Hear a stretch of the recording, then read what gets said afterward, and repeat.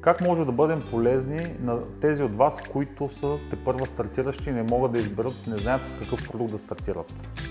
Много често ние ги свързваме директно с производители от България, като това са утвърдени производители, които имат качествени продукти и които могат гъвкавост да произведат малко на брой продукти.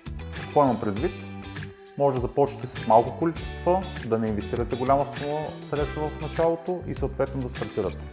Давам пример с хранителни добавки, партнираме си с Цветита Herbal и съответно голяма част от нашите клиенти в Улф имат складани, произвеждат пред Цветита Herbal с техни брандове. Друг пример за продукт са козметика. Там работим както с козметика Христина, биофарма лаборатория, така и много други.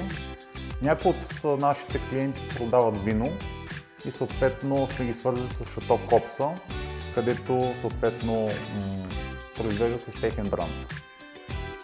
Има още много други продукти. Голяма част от клиентите ни, които продават книги, сме ги свързали с доставчици на книги с съответния процент отстъпка, за да може да препродават книгите или такива, които просто си ги пишат.